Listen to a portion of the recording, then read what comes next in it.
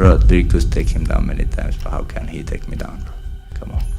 This guy, I beat him everywhere and striking, but this guy just talk too much. So he's funny guy. He's working with, what is his name? Buratino, or what is it? Yeah, Paulo Costa, yeah, Paulo. I make them together. Sean Strickland walked into the media room ahead of UFC 319 already carrying baggage. It wasn't just the fight build-up with the main event looming. It was this simmering tension with Khamzat Chimaev that made it feel explosive. Strickland has always embraced the role of provocateur. For him, the microphone is almost as much a weapon as his fists. In this instance, the question on everyone's mind was, did he cross the line again? No, when I was there, he never said anything, you know. When I leave the Vegas and when they stop my visa, he started to talk. When I come back, I'm in LA, bro. Come on. If it's something personal for you, just come. I'm here whenever you want. Strickland's barbs at Chimaev have become a saga in themselves. Their history at Extreme Couture in Las Vegas, where they trained in proximity, left a residue of personal and public tension. Chimaev points to a turning point when his visa issues forced him out of the States, and he claims the trash talk from Strickland began in force only after that.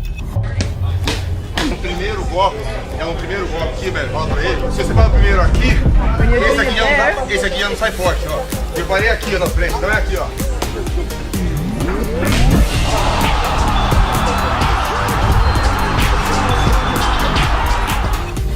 At the media session, Strickland referenced training footage, casting doubt on Chimaev's claims of grappling dominance, calling him mentally weak and questioning his willingness to stand toe-to-toe. In short, Strickland made it personal. He didn't limit himself to fight talk, he attacked character. Chimaev is just... I mean, I was here when he retired from COVID, bro. I was training with him. Like, he just... You know, it's like... If you knew... I always say there's guys, if you knew on a personal level you wouldn't like, Chimaev is one of those people if you knew you wouldn't like. You know, he'll come in here. There's a video of me, I always like, oh, you're so good. Like, I'm being sarcastic. Like, bro, like, you go and you starch this one-on-one guy when there's like Edmund, there's like high-level UFC fighters, and you're picking the one-on-one fighter because like you think he's the same height as your opponent. No, you're... Whether this was pure promotion or something deeper is one of the more interesting elements. Strickland's style has always been equal parts cage skill and verbal spectacle. He has previously pushed boundaries. At UFC 312, he created headlines with harsh remarks directed at the media and audience, calling journalists communists and making incendiary comments about Australia. So when he repeated that recipe here, many observers asked, is he just marketing the fight or is he crossing into unacceptable territory? Where's that one communist reporter? Is he still in here? I gotta fight that. From that dude, when I made fun of Transformers, you see what I did there? That's my Instagram. That's what the Instagram says. You guys say Transformers, but yeah, that guy was cunt. Thanks for not letting him in here. Whoever you are, cunt. During the scrum, he brought up Chimaev's visa problems. He asked, if you were so confident, why didn't you speak up when you were here? He reminded the room of the footage where Chimaev supposedly claimed, I'm better than everyone, and pressed the question of whether bullying smaller sparring partners qualifies as greatness or weakness. Strickland's tone was sardonic and pointed. The media room watched as Chimaev listened, then responded that, if it's something personal for you, just come. That line from Chimaev cuts to the heart of what's happening. The fight isn't just in the cage, it's in the words and will carry over into the physical showdown. During that Extreme Couture with Sean Strickland, he's been saying some stuff in interviews about, he just didn't like your approach. Just why do you think he's saying that, and do you have a response?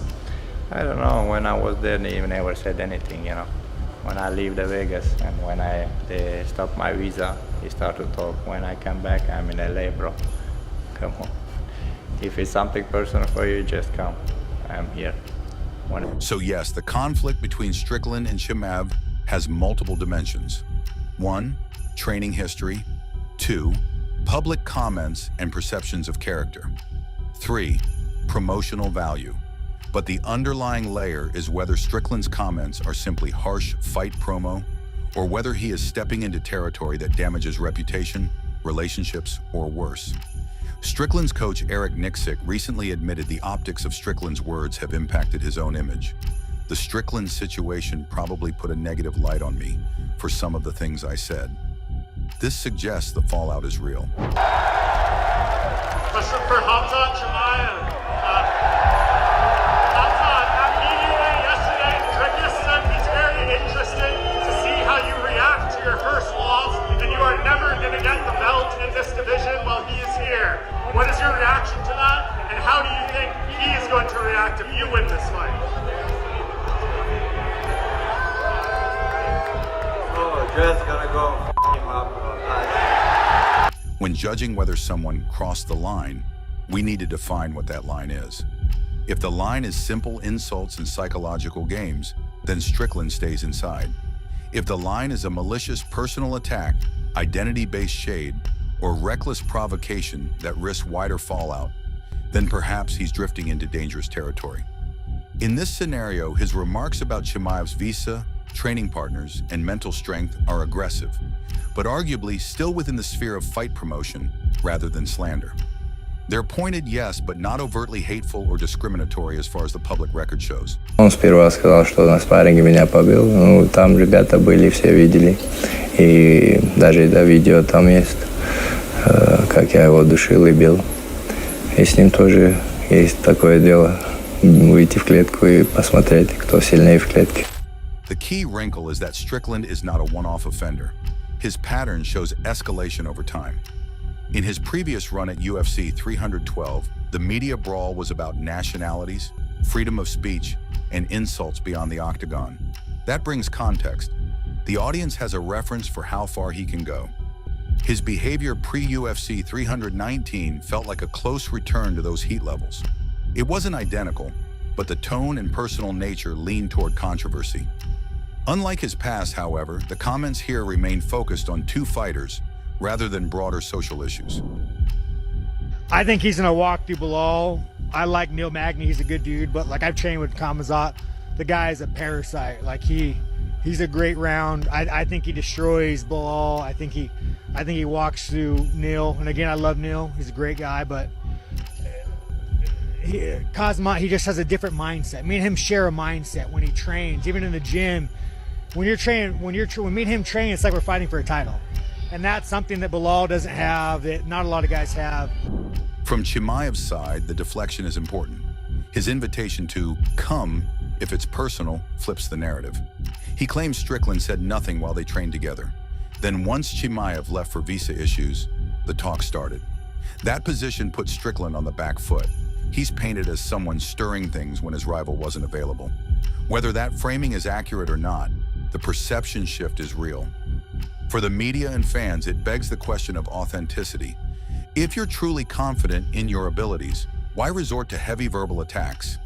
Might they be masking insecurity? Will someone please knock this guy out? Bunch of communists here, guys. What's your response to the media? I come to this country and I talk about freedom of speech and guns and taxes, and you got these communists in the media trying to put me down. Why? Because you want to control the media and you don't like freedom. Now consider promotional mechanics for an event like UFC 319. The fighters in UFC benefit when tension is high. Strickland knows this inherently. His verbal fire stokes interest, headlines, and social media activity. From a business viewpoint, the media war wins. But from a personal ethics viewpoint, the danger is more subtle.